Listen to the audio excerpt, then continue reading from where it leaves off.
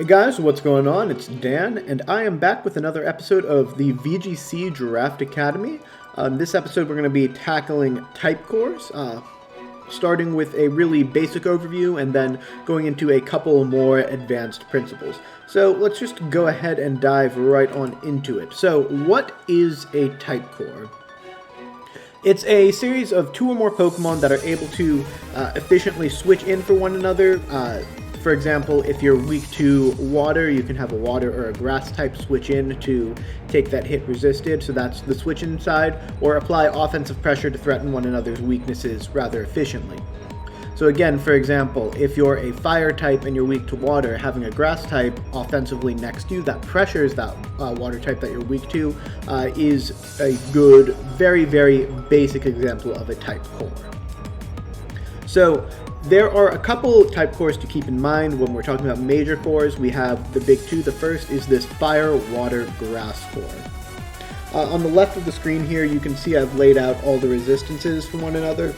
And you can see that based on the resistances, you're going to have switch-ins for a lot of common weaknesses. Because we know that grass weaknesses, for example, are things like flying, bug, fire, right? And then if you look at fire's resistances, fire is going to resist fire and bug.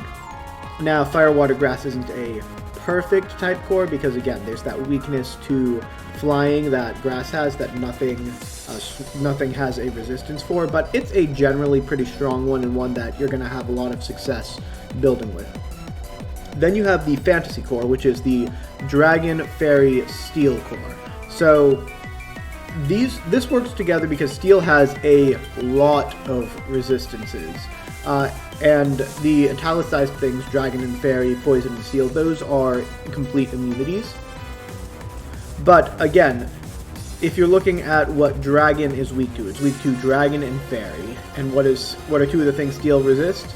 Dragon and fairy. What is fairy weak to, for example? It's weak to poison and steel, and again, steel resists them well. So they provide a lot of defensive coverage for one another. Dragon resists a lot of major type attacks. Fairy and steel complement it very well, and steel is probably the best defensive typing in the game. So those are the two most common type cores. And then there are some other common cores as well. So you have the dark fighting psychic core, and they work in this core works in more of a circular fashion. A dark type will be the psychic type, which will be the fighting type, which will be the dark type. And I guess the fire, water, grass core works like that, but beyond that, they cover a lot of the secondary weakness as well, with the exception of fairy type, where both fighting and dark are weak to it, and psychic doesn't resist it. So that's like the flying type with the fire, water, grass core, except to a greater extent, which is why this core isn't quite as common. But other than that, they do cover each other's weaknesses very well. So then you also have the ground, electric, flying core. Ground is the only weakness for electric types, and flying is immune to it. So it could just be the electric flying core, for example, because you're going to have perfect resistances for electric, but then you're not going to have really good resistances for a lot of the flying weaknesses until you include ground in that, which is going to be able to resist your rock types. It's not the only weakness here is the ice type is the obvious hole for this core, like fairy type is the obvious hole for the other core. But if you're looking at a type core, you don't need to just go with the classic things. You can look for unconventional synergies. So here we've got a flying steel type in Celesteela and a water ground type in Gastrodon. If you look at the type charts of what hits them super effectively, you'll notice that there is no type that hits one super effectively that is not resisted by the other. So this is a rather unconventional core, but it is pretty incredibly strong as a defensive core. But when you're looking at something like this, you may think to yourself, how do you build a type core? And I'm going to take an example from a draft I had a few seasons ago in the MDL. I started with Tornadus Incarnate and Primarina on my team. So starting with these two, if you look at the type core right here, you see, okay, what are the major weaknesses I need to tackle? I have a double weakness to electric type, so that needs to get tackled. I have a weakness to poison type that is not resisted, and I have a weakness to a rock type that is not resisted. If you look at ice and grass, there are also weaknesses there, but they are resisted by the other one. So we're going to move from there and go ahead and take a look. What is a Pokemon that I can add to this that resists the electric type, resists poison, and resists rock? And the next thing I added to my team was a Garchomp. So that gives me an electric immunity, a poison resist, and a rock resist. So everything's looking great, right? Except Garchomp has weaknesses of its own that get added. The most notable being Fairy, because I don't have a resistance there. And then if you look at Ice, it has a quad Ice weakness, and Tornadus has an Ice weakness, so I kind of want to have another Ice resist as well. It's not as necessary, because I do have the Primarina, but that's a lot of Ice weaknesses on this team. So from here, I need to find a Pokemon, the most important resist being Fairy for this team, and maybe an Ice resist as well. So from here, I add in Arcanine. And then this is going to be my core of 4, because Arcanine does resist that Ice, and it also resists that Fairy. It does add a ground weakness, but we have a ground immunity.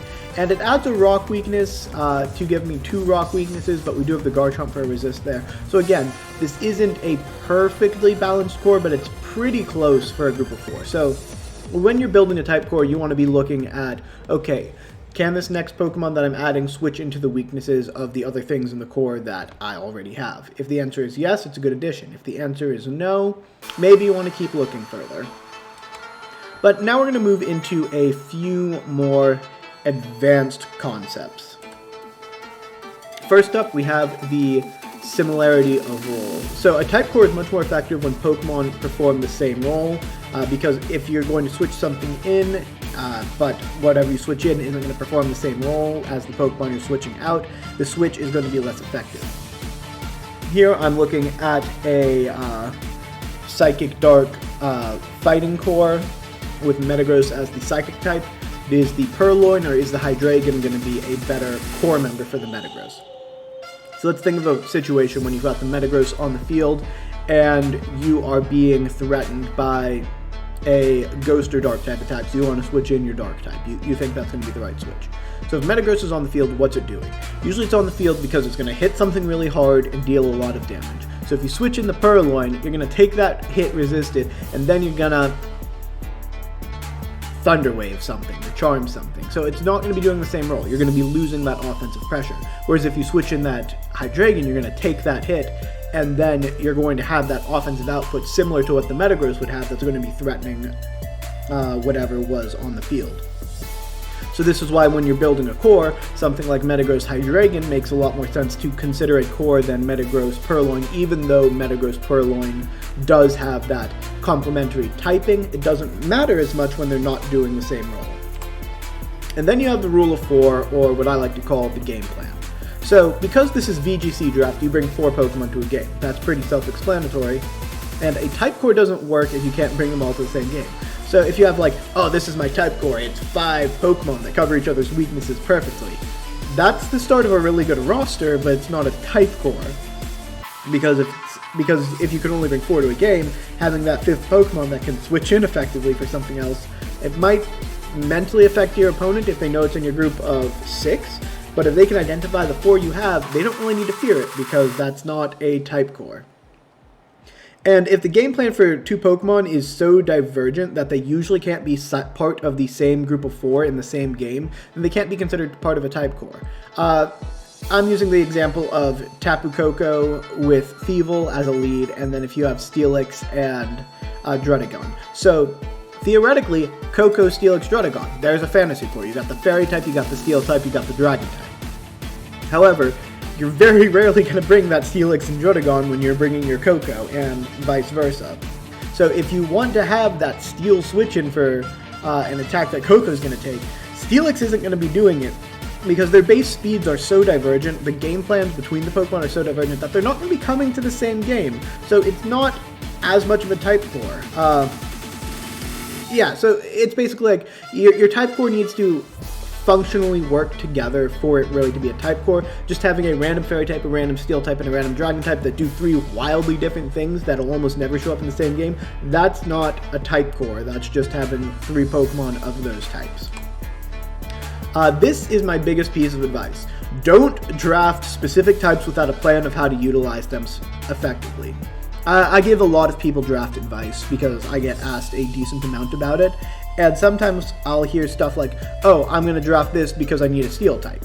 So my question to them is always going to be, why do you need a steel type? And they just say, for my type course.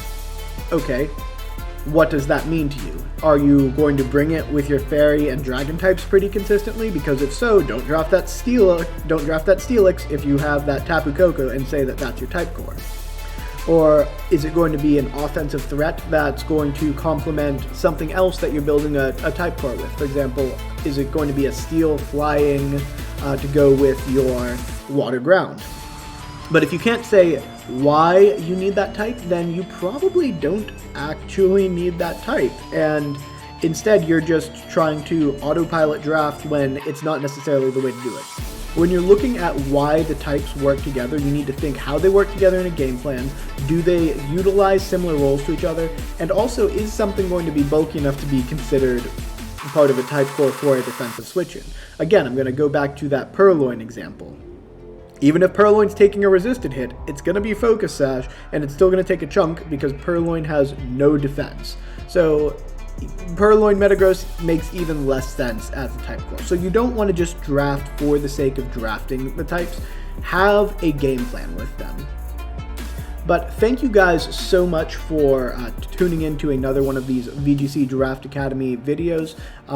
If you enjoyed this type of content, please don't forget to like, comment, and subscribe. And we will see you next time when we have another coach tackling another topic about VGC Draft. Have a nice one. Bye.